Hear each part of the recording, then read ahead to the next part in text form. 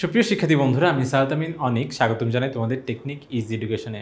চলে আসলাম তোমাদের সামনে আবারও একটি সৃজনশীল বোর্ড কোয়েশ্চেন সমাধান নিয়ে। ওকে, দেখো এখানে প্রথমেই উদ্দীপকে যেটা দেওয়া আছে সেই উদ্দীপকে বলছে যে পি কিউ আর আর হচ্ছে এস, চারটা বিন্দু আছে। এই চারটা বিন্দু হচ্ছে একটা চতুর্ভুজকে নির্দেশ করে। ওকে, যে চতুর্ভুজের চারটি শীর্ষবিন্দু। আচ্ছা, খুব ভালো কথা। সৌজন্যস্বরূপ আমরা উদ্দীপকটা পড়ে ফেললাম, এরপরে সরাসরি চলে আসবো আমরা ক নাম্বার কোয়েশ্চেনটাতে। দেখো ক নাম্বার কোয়েশ্চেনে যেটা বলছে, দেখাইতে বলছে পি কিউ রেখা এক্স অক্ষের ধনাত্মক দিকের সাথে সূক্ষ্ম কোণ উৎপন্ন করে। পি কিউ রেখাটা এক্স অক্ষের ধনাত্মক দিকের সাথে সূক্ষ্ম কোণ উৎপন্ন করে। আমি অনেকবারই বলছি ভাইয়া, যখনই চারটা ওয়ার্ড আমাদের কানে আসবে বা যখনই আমাদের চোখের সামনে আসবে, তখনই আমরা ভাববো যে এই বিষয়টা আসলে ঢাল নিয়েই কিছু একটা করতে হবে। এক হচ্ছে কি কোণ, তারপরে সমান্তরাল, সমরেখ, আর হচ্ছে কি বলতো লম্ব। এই চারটার যে কোনো একটা শব্দ শুনলেই আমি ভাববো যে আমাদের ঢাল দিয়েই কিছু একটা করা লাগবে। তাহলে প্রথমে আমাদের পি কিউ রেখার ঢালটা বের করতে হবে, তাই তো? তাহলে পি বিন্দু দেওয়া আছে, আর হচ্ছে পি বিন্দু দেওয়া আছে 0,-1, আর কিউ দেওয়া আছে 8,3। পি বিন্দু বলছে 0,-1 আর হচ্ছে পি কিউ, তাই তো 8,3, এটাই তো দেওয়া, তাই না? তাহলে এখন আমাদের কি করতে হবে? প্রথমে ঢালটা বের করে নিতে হবে। ঢালটাকে বের করে নিই, তারপরে দেখা যাক আমরা কি করতে পারি এটা দিয়ে। তাহলে ঢাল বের করার সূত্র হচ্ছে কি বলতো? m = y2 - y1 / x2 - x1, y2 - y1। তার মানে কি বলতো? এই যে এখান থেকে আমি ধরে নিলাম এটা y2, এটা হচ্ছে y1। তার মানে কি বলতো? 3 - -1 আর হচ্ছে কি হচ্ছে বলতো? x2 - x1, তাহলে কি 8 - 0। তাহলে এখানে হবে 3 - এ প্লাস, তাহলে 3 + 1 4, আর এখানে হচ্ছে 8, কাটাকাটি করলে কত বলতো? হাফ। তাহলে ঢাল পেয়ে গেলাম। দেখো বন্ধুরা, আমরা কিন্তু ঢালটা বের করে ফেললাম। এখন যে কথাটা, তো চোখ কান বন্ধ করে, যেহেতু কোণের কথা বলছে, ঢাল বের করে ফেলছি। এখন দেখো আমার দেখতে হবে যে ঢালটা আসলে আসছে কি। ঢালটা কি ধনাত্মক আসছে না ঋণাত্মক আসছে? ঢালটা ধনাত্মক আসছে নাকি ঋণাত্মক আসছে? দেখো আমার ঢালটা কিন্তু ধনাত্মক। ওকে, তো ঢাল যদি ধনাত্মক হয়, তাহলে সেটা এক্স অক্ষের ধনাত্মক দিকের সাথে অবশ্যই কি বলতো? সূক্ষ্ম কোণ উৎপন্ন করে। ঢাল ধনাত্মক হলে এখানে ঢাল m = হাফ আসছে, তাই তো? তাহলে ঢাল m = হাফ, এটা কি বলতো? এখানে ঢাল এটা না লিখে ঢাল ধনাত্মক লিখতে পারি, যে আপনার হচ্ছে এখানে ঢাল ধনাত্মক। আর আমরা জানি ঢাল যদি ধনাত্মক হয়, ঢাল ধনাত্মক হলে এবং ঢাল ধনাত্মক হলে তা এক্স অক্ষের ধনাত্মক দিকের সাথে সূক্ষ্ম কোণ উৎপন্ন করে। অবশ্যই সূক্ষ্ম কোণ উৎপন্ন করে। সূক্ষ্ম কোণ মানে কি? ছোট, 90 ডিগ্রি থেকে ছোট কোণ উৎপন্ন করে। ওকে, 90 ডিগ্রি থেকে ছোট কোণকে সূক্ষ্ম কোণ বলে। তাহলে সেক্ষেত্রে অবশ্যই কি বলতো? সূক্ষ্ম কোণ উৎপন্ন করবে যদি ঢাল ধনাত্মক হয়। ঠিক একই রকম ভাই, এখান থেকে একটু শিখে নেই যে যদি আমাদের ঢাল, ভাই আপনি তো বললেন যে ঢাল ধনাত্মক হলে এটা সূক্ষ্ম কোণ হয়, তো যদি ঢাল ঋণাত্মক হইতো, ধনাত্মকের উল্টা কি? ঋণাত্মক। তাহলে ঢাল যদি ঋণাত্মক হয়, তাহলে সেই ক্ষেত্রে অবশ্যই কি বলতো? সূক্ষ্ম কোণের অপোজিটটা তাহলে কি হবে? স্থূল কোণ। তাহলে এটা স্থূল কোণ উৎপন্ন করবে। ঠিক আছে? তাহলে ঢাল ঋণাত্মক হলে এটা এক্স অক্ষের ধনাত্মক দিকের সাথে স্থূল, এবার বলুন আবার, যেটা এক্স অক্ষের ঋণাত্মক দিকের সাথে, সবসময় এক্স অক্ষের ধনাত্মক দিকের সাথেই হয়। ওকে, সবসময় এক্স অক্ষের ধনাত্মক দিকের সাথে হয়। ওকে, তো ঢাল যদি তোমার হচ্ছে ঋণাত্মক হয়, তাহলে এক্স অক্ষের ধনাত্মক দিকের সাথে কি হবে বলতো? স্থূল কোণ উৎপন্ন করবে। আর ধনাত্মক হলে কি? সূক্ষ্ম কোণ উৎপন্ন করবে। এখন কথা ভাইয়া শেষ, কিন্তু এটা কিন্তু উত্তর। হ্যাঁ, এই যে আমার এই কালো যে গোল করা লেখাগুলো বাদ দিলে তাহলেই কিন্তু তোমার হচ্ছে এটাই কাঙ্ক্ষিত উত্তর হয়ে যাবে। কিন্তু এখন কথা হচ্ছে ভাইয়া, যে আপনি তো বললেন খুব ভালো কথা, আমরা কিভাবে মানবো, কিভাবে যে এক্স অক্ষের সাথে ধনাত্মক দিক কোণ উৎপন্ন করছে আর হচ্ছে মানটা সূক্ষ্ম কোণ চলে আসছে, এটা কিভাবে হয়? আচ্ছা, একটু দেখি ভাইয়া। হ্যাঁ, এটা কিন্তু তোমার হচ্ছে এই সলিউশনের পার্ট না, এটা শুধুমাত্র তোমরা জানার জন্য, শেখার জন্য শিখবে। ওকে, যারা জানতে চাই তারা জানবো কিভাবে হয় ঢাল ধনাত্মক হলে এক্স অক্ষের ধনাত্মক দিকের সাথে সূক্ষ্ম কোণ উৎপন্ন করে। কীভাবে জানো? যে আগে তোমাকে ঢাল এর সংজ্ঞাটা জানতে হবে। ঢালের সংজ্ঞা হচ্ছে কোনো সরলরেখা এক্স অক্ষে ধনাত্মক দিকের সাথে যে কোণ উৎপন্ন করে, যেই কোণটা উৎপন্ন করে, ঠিক আছে, উৎপন্ন করে। ওকে, তার মানে আগে এতটুকু প্রশ্ন একটু বুঝে নেই যে ধরো একটা তোমার ধরো এই যে ধরো একটা সরলরেখা এভাবে গেছে। ওকে, এটা হচ্ছে এক্স অক্ষ, তাই না? এটা হচ্ছে এক্স অক্ষ। তাহলে এক্স অক্ষের ধনাত্মক দিক মানে কি? ঘড়ির কাঁটার বিপরীত দিকটা। এই যে এটা হলো ঘড়ি, এটা হলো ঘড়ির কাঁটার দিক, এটা হলো বিপরীত। তাহলে এই যে দেখো ঘড়ির কাঁটার বিপরীত দিকের সাথে যেই কোণ উৎপন্ন করে তার ট্যানজেন্টই হচ্ছে ঢাল। তার ট্যানজেন্ট বাবা, ট্যানজেন্ট আবার কি জিনিস? ওই যে ভাইয়া ত্রিকোণমিতিতে করছি না, ওই যে সাইন কস ট্যান, ওই যে ট্যানজেন্টের, এটা হলো ট্যানজেন্ট হলো ভালো নাম, আর ডাক নাম হচ্ছে কি? ট্যান। ওকে, তাহলে তার ট্যানজেন্টকে ঢাল বলে। তাহলে ভাইয়া এটা এক্স অক্ষের ধনাত্মক দিকের সাথে যদি কোনো সরলরেখা থিটা কোণ উৎপন্ন করে, থিটা কোণ, তাহলে এম ঢাল ইকুয়ালস টু কি হবে বলো তো? Tan theta. ঢাল ইকুয়ালস টু কি? Tan theta. এখন তোমরা আমাকে বলো তাহলে এখানে আমি যে এই যে ধরো এটাও আমি তো এই সরলরেখাটাও তো এক্স অক্ষের ধনাত্মক দিকের সাথে একটা কোণ উৎপন্ন করছে, তাই তো? আচ্ছা, কোণ উৎপন্ন করছে, খুবই ভালো কথা। কিন্তু এই যে ধরো তোমার হচ্ছে এটা আসছে কত? হাফ। ওকে, তাহলে ঢালটা, একটা ঢাল আসছে কত? হাফ আসছে। আর একটা ঢাল কি? যে ধরো আমি এক্স অক্ষের ধনাত্মক দিকের সাথে ধরলাম, থিটা কোণ উৎপন্ন করছে। ওকে, তাহলে ট্যান থিটা ইকুয়ালস টু কি বলো তো? এই যে হাফ লেখা যায়, তাই তো? মানে দুইটা ঢালই, একটা হচ্ছে তোমার এই দেখো M equals to tan theta, এটা একটা ঢাল, আবার কি সেম ঢাল আবার বের করা যায় কি বলতো? ওই যে দুইটা বিন্দু দিয়ে, তাহলে দুইটা কিন্তু একই। তাহলে অতএব থিটা ইকুয়ালস টু কি হবে বলো তো? ট্যান ইনভার্স করো। তাহলে দেখো ট্যান ইনভার্স করলেই তোমরা তোমাদের কাঙ্ক্ষিত মান কিন্তু পেয়ে যাবে। ওকে, কাঙ্ক্ষিত কি মান পাবে বলতো? ট্যান ইনভার্স হাফ করলে এটা ভ্যালু কত আসবে? একটু ক্যালকুলেটারে করে দেখো তো, দেখিয়ে দাও। দেখো বন্ধুরা, তোমার হচ্ছে ট্যান ইনভার্সটা আমরা কীভাবে দিব? যে দেখো ক্যালকুলেটারে শিফট প্রেস করে ট্যান দিব, তাই তো? শিফট দিয়ে ট্যান, এরপরে যে দেখো শিফট দিতে পারো না, এই যে দেখো শিফট আছে কিন্তু উপরে, যে একদম উপরে শিফট আছে, এই শিফট দিয়ে ট্যান প্রেস করলে তাহলে দেখবে যে এটা ট্যানের মাথার উপরে একটা -1 চলে আসছে।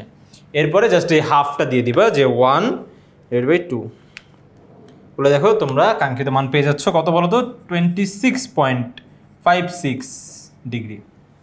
এতটুকু লিখলে হবে। তাহলে দেখো এটা কিন্তু অবশ্যই একটা সূক্ষ্মকোণ। তো যখনই তোমরা এখানে কোনো পজিটিভ মান বসাবা, দেখো ট্যান ইনভার্সের এখানে তোমাদেরকে বললাম, বাসার কাজ দিলাম, তোমরা যারা বুঝতে যাচ্ছ তারা দেখো যে এইখানে পজিটিভ মান দিয়ে কখনো তুমি 90 ডিগ্রি থেকে বড় মান পাবেই না। প্রত্যেকটা মান 90 ডিগ্রি থেকে ছোটই আসবে, ঠিক আছে? তো এই মানটা কোথা থেকে আসে? এটা আসে তোমার হচ্ছে কি বলো তো? এই যে ঢাল ধনাত্মক বা ঋণাত্মক, এখান থেকে না? তাহলে ঢাল ধনাত্মক হলে সবসময় তোমার সূক্ষ্মকোণ আসবে 90 ডিগ্রি থেকে ছোট। কিন্তু যদি তুমি ঢাল ঋণাত্মক পেয়ে যাও কখনো, তাহলে সেই ক্ষেত্রে দেখবা যে হচ্ছে তোমার একটা মাইনাস মান আসবে। ওকে, মাইনাস মান। তো মাইনাস মানটাকে ধরো যেভাবে, ধরো তুমি এই সেম অঙ্কটাই তুমি এইভাবে করলা, ধরো আমি একটা বললাম আর কি, বুঝে নিও কিন্তু, জাস্ট বোঝার জন্য, পুরো ব্যাপারটা কিন্তু বোঝার জন্য ভাই। ক নাম্বার এত বড় কিছু না, জাস্ট বোঝার জন্য, যে যদি একটু চেঞ্জ করে দেয়, যদি একটু ঘোরাই বলে, তাহলে যেন আমরা পারি, যারা ভিডিওটা দেখতেছি, যারা শেখার জন্য এতটুকু কষ্ট করতেছি, তারা যেন পারি। দেখো ভাই, যদি তোমার এইভাবে থাকতো যে ট্যান থিটা ইকুয়ালস টু, তোর কোনোভাবে -√3 চলে আসছে, -√3 চলে আসছে। ওকে, ব্যাপারটা ক্লিয়ার? তাহলে সেক্ষেত্রে দেখো, তাহলে থিটা ইকুয়ালস টু কী হবে বলো তো? ট্যান ইনভার্স, ওকে, -√3 হবে, তাই তো? এই দেখো এখানে ট্যান ইনভার্স -√3 দাও, তাহলে দেখবা যে একটা মাইনাস মান পাবে তুমি, একটা মাইনাস মান। দেখো শিফট দিয়ে ট্যান দিয়ে ব্র্যাকেট -√3, হ্যাঁ ব্র্যাকেট দিও কিন্তু, ব্র্যাকেট -√3, তাহলে দেখো এই যে -60 ডিগ্রি আসছে। ওকে, -60 ডিগ্রি। তোমরাও দেখবা তোমাদের এই মানটাই আসতেছে, -60 ডিগ্রি আসতেছে। ওকে, এই যে দেখো -60। ওকে, আচ্ছা, খুবই ভালো কথা। তো -60 আসতো ভাইয়া, তাহলে এটা স্থূলকোণ কীভাবে?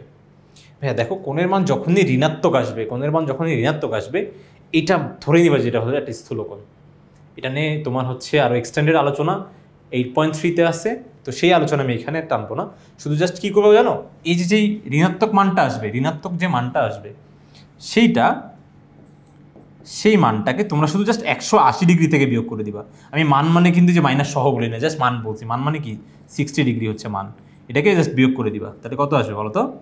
120। এই ভাইয়া tan -60 ডিগ্রি জানা, এই 120 ডিগ্রিও তাই।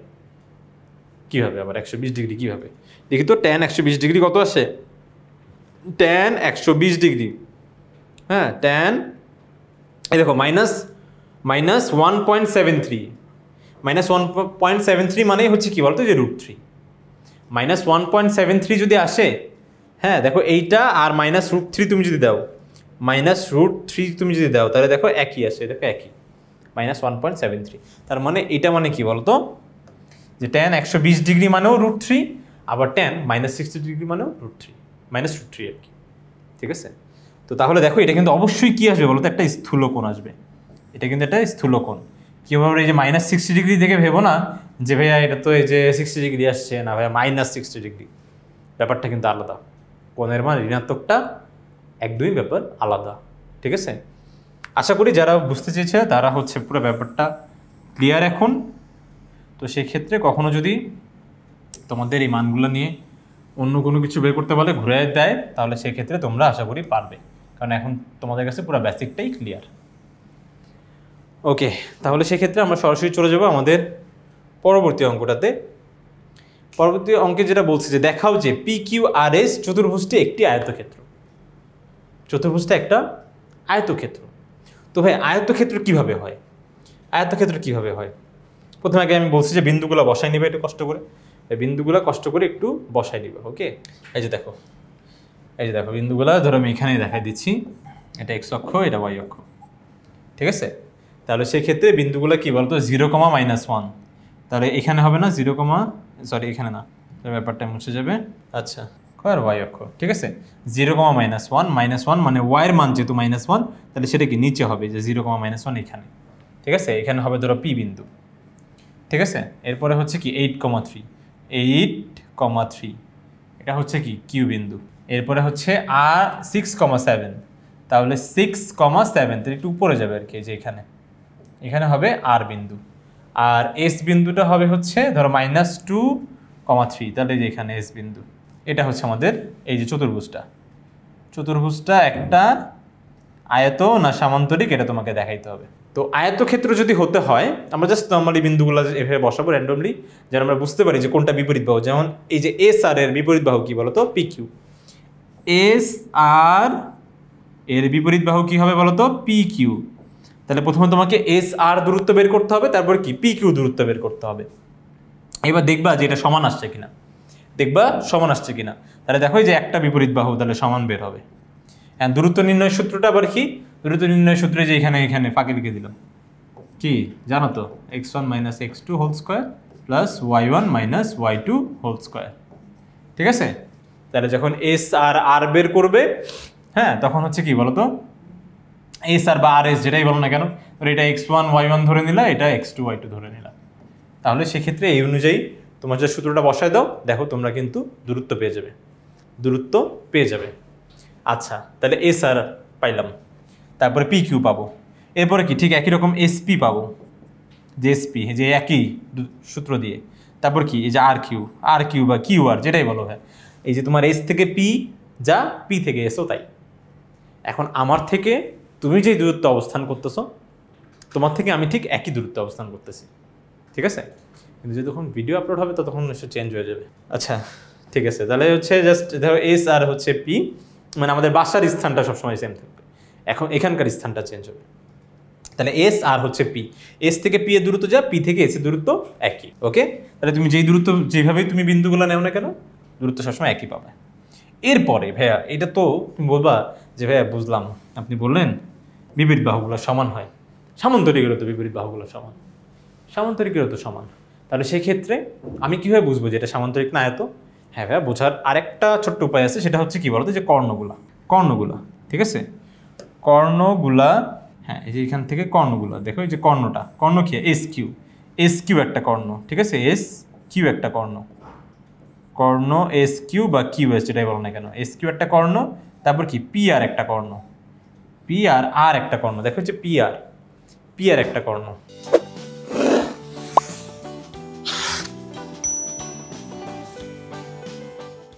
কর্ণ পি আর। এখন দেখবো যে এইটাও সমান আসছে কিনা।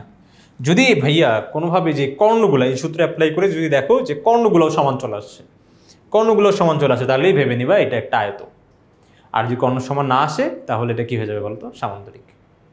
ঠিক আছে, এই ছোট্ট বিষয়টা আশা করি তোমরা বুঝতে পেরেছো। আর তোমরা বাসায় যদি একটু খাতা কলম নিয়ে বসো, আশা করি তোমরা অঙ্কের এই পর্যায় থেকে অঙ্কটা সুন্দরভাবে করে ফেলতে পারবে।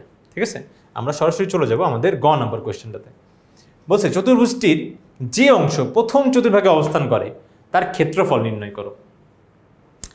চতুর্ভুজটির যে অংশ প্রথম চতুর্ভাগে অবস্থান করে তা নির্ণয় করতে বলছে, তার ক্ষেত্রফল নির্ণয় করতে বলছে। আচ্ছা ঠিক আছে, আগে হচ্ছে বিন্দুগুলা বসাইতে হবে।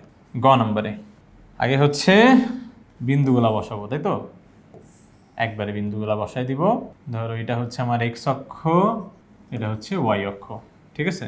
তাহলে সেই ক্ষেত্রে প্রথমে যে বিন্দুটা ছিল সেটা হচ্ছে কি ছিল বলতো, এ বিন্দু আমাদের, তাই তো? এই যে এ বিন্দু, ঠিক, সরি পি বিন্দু ছিল 0,-1, 0,-1 8,3, 0,-1 8,3, ঠিক আছে।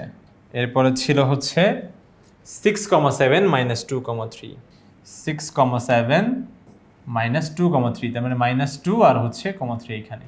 ওকে, দেখো বন্ধুরা, আমরা কিন্তু হচ্ছে বিন্দুগুলো বসাতে পারছি।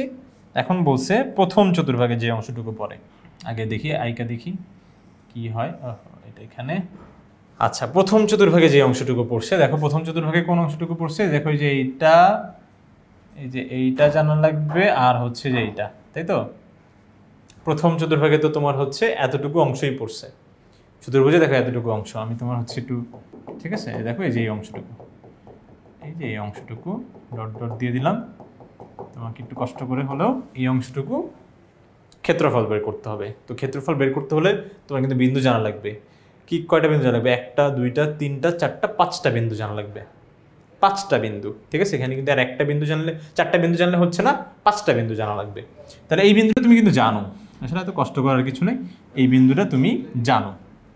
এটা কি? ও হচ্ছে 0,0, ও হচ্ছে 0,0, ওকে। আচ্ছা, এটা তোমার অরিজিন মানে কি? মূল বিন্দু হয় কি বলতো, 0,0। এখন তোমার যদি বিন্দুগুলো বের করা লাগবে সেটা হচ্ছে কি বলতো, যে এই বিন্দু আর এই বিন্দু, ঠিক আছে। তো ভাইয়া দেখো তো পি কিউ সরলরেখাটা এক্স অক্ষকে ছেদ করছে, পি আর কিউ এক্স অক্ষকে ছেদ করছে, তাই কি তোমার হচ্ছে এই যে এই বিন্দুর উৎপন্ন হয়েছে না? এই বিন্দুটার নাম দিয়ে দেওয়া হচ্ছে এ।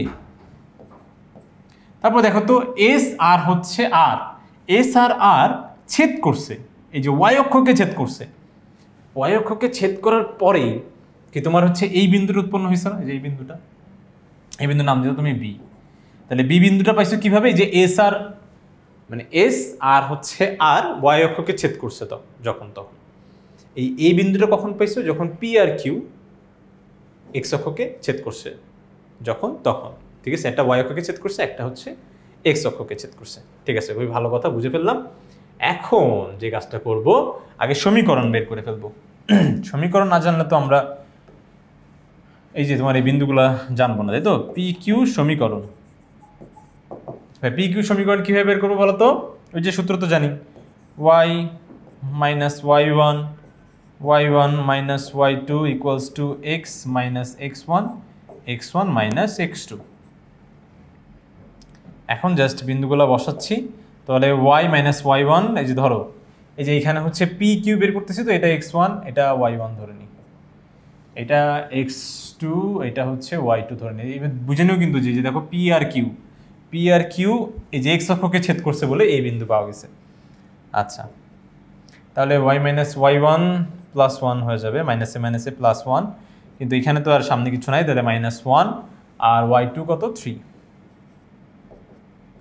x minus x1 হচ্ছে কত 0, 0, তারপর হচ্ছে কি -8 বিন্দুগুলো বের করা যাবে। এখন হচ্ছে কি হবে বলো তো, বা এটা কত y + 1 কত হচ্ছে -4, এটা হচ্ছে দেখো 0 -8, 0 থেকে 8-এর যাওয়াটা আসলে বড় কথা না, 0 থেকে যাই যাবে সেটাই থাকবে, কিন্তু ভাই সামনে কি একটা -8 আছে, হ্যাঁ, তো 0 থেকে 8 যাওয়ার পরে শুধু 8 বললে কিন্তু ভুল হয়ে যাবে, -8 হবে কিন্তু, -8 দেখো এই যে সামনে বড় সংখ্যার আগের চিহ্ন বসে সবসময়, আর এটা আবার x থেকে গেছে, কিন্তু x এর আগে তো প্লাস ছিল, সেজন্য প্লাস বসছে। এরপরে ঠিক আগের মতন আমি যদি -4 দিয়ে যদি দুই পাশে গুণ করে দেই, -4 দিয়ে, বুঝে ব্যাপারটা, হ্যাঁ, -4 দিয়ে ধরো গুণ করে দিছি, হ্যাঁ গুণ করে দিছি, ধরো আমরা একই পাশে সমান সমানের একই পাশে একই সংখ্যা যোগ বিয়োগ গুণ ভাগ করতে পারি। ওকে, তাহলে এই -4 কাটা, এখানকার -4 এখানকার -8 কাটলে কত হয় 2, কিন্তু মাইনাসে প্লাস আর হচ্ছে 2। কিন্তু এই ব্যাপারটা করলে না স্যার আমাদের ভাববে, সবাই ভাববে আমাদের যে আমরা এখন বড় হয়ে গেছি, কি এসব ছোটদের মতন অঙ্ক, ডিরেক্ট বাদ দিয়ে দিব, স্যার এগুলো আমরা পারি, হ্যাঁ এগুলো আমরা পারি, কতজন তো কমেন্টও করবে যে স্যার এগুলো পারি আমরা, ঠিক আছে, এগুলো আমরা জানি। তাহলে সরাসরি এটা আপনি y + 1 লিখে দেন আর নিচে x/2 লিখে দেন। আচ্ছা তাই লিখলাম, লেখার পরে তোমার হচ্ছে সরাসরি গুণ করে দেন, দেখেন এখানে 2টা ভাগ অবস্থা আছে, এখানে গুণ করে দেন, তাহলে কি 2y + 2, 2y + 2 = এই যে 2 গুণ করলে 2y, আর এখানে 2 কে 2 x, সবগুলোকে যদি এক পাশে পাঠিয়ে দেন, তাহলেই হবে, তাহলে এটা x - 2y - 2 = 0, মানে 0টা এই পাশে থাক আর এই পাশে থাক, ব্যাপারটা একই। ওকে, তাহলে আমরা কিন্তু আমাদের কাঙ্ক্ষিত সমীকরণ পেয়ে গেলাম, দেখো বুঝছো কিনা।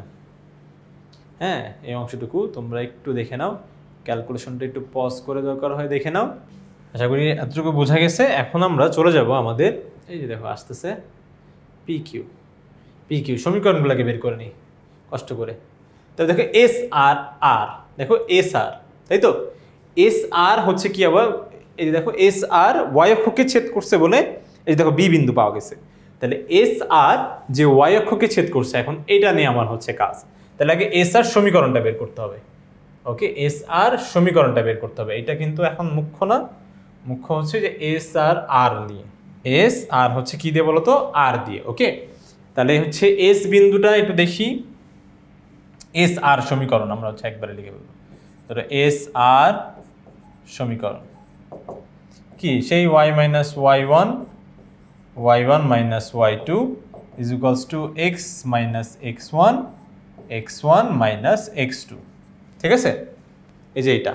ওকে, আচ্ছা আমরা কিন্তু আমাদের এখন শুধু জাস্ট চিন্তা হচ্ছে ওই যে ওই বিন্দুগুলা নিয়ে, ওই যে দেখো ওই বিন্দুগুলা, বড় বিন্দুগুলা।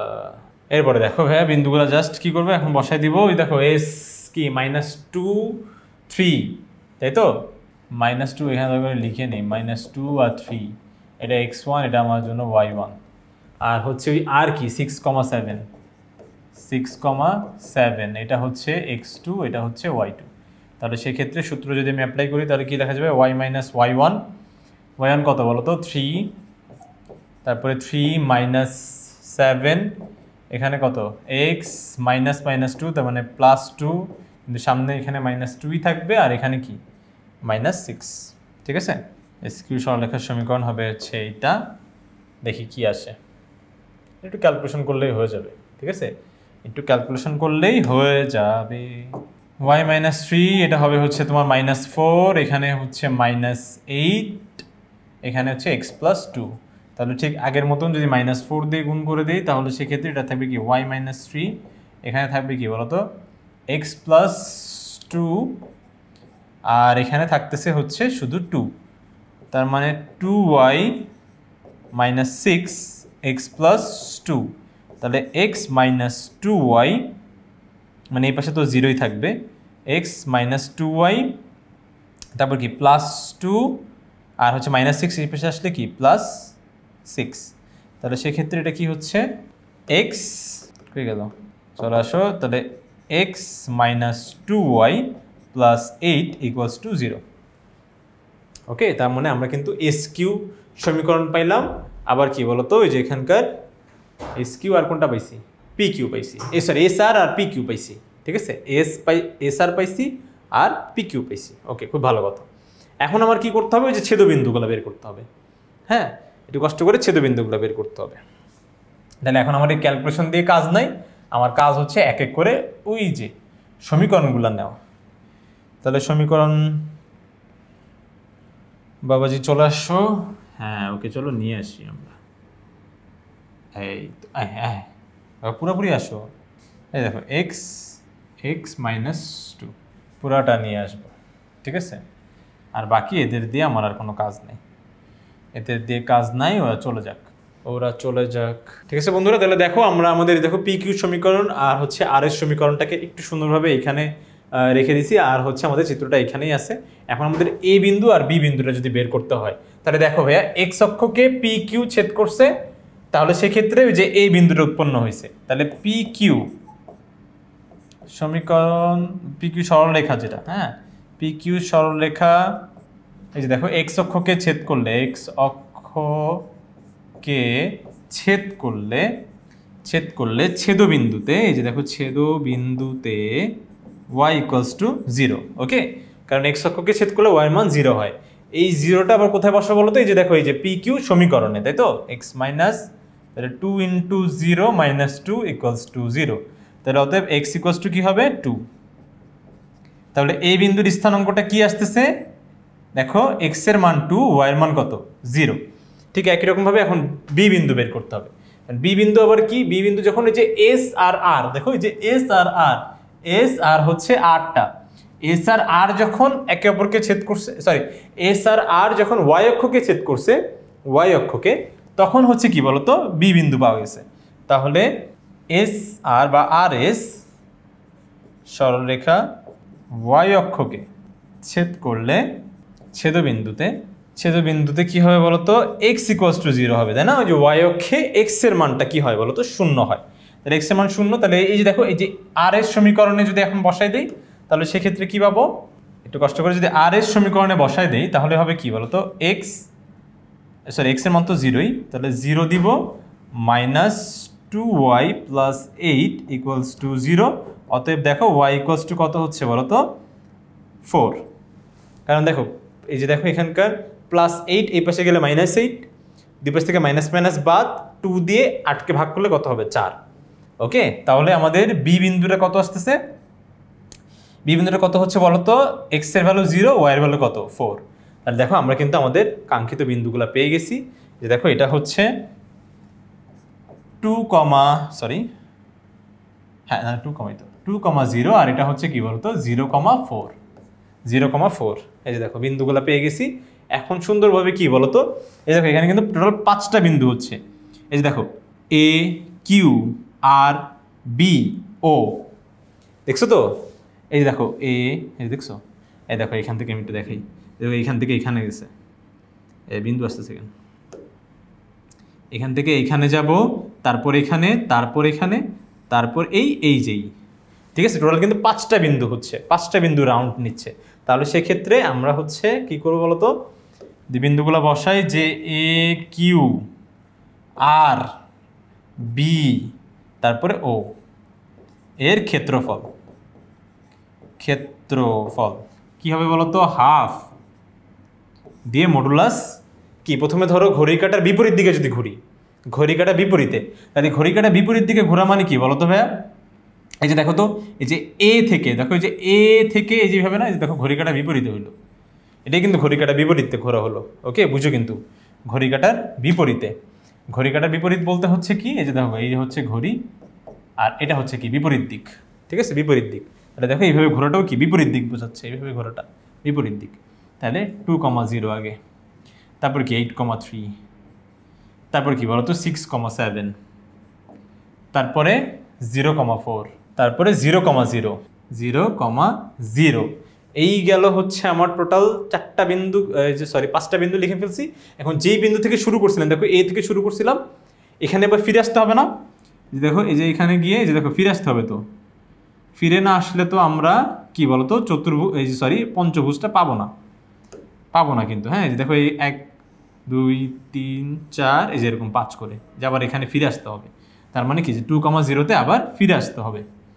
ফিরে আসলেই তাহলে আমরা এই যে দেখো এখন জাস্ট ওই যে আমাদের সফলতার গল্প দিয়ে, যেটা ব্যর্থতা দিয়ে শুরু হবে, কি এখানে যে দেখো যে ডাউনফলের গ্রাফটা কেমন যাবে না, তাহলে কত হবে? 3 × 6 7 8 56 4 6 24 0 0 0 সাথে গুণ করলে 0 হয়েছে।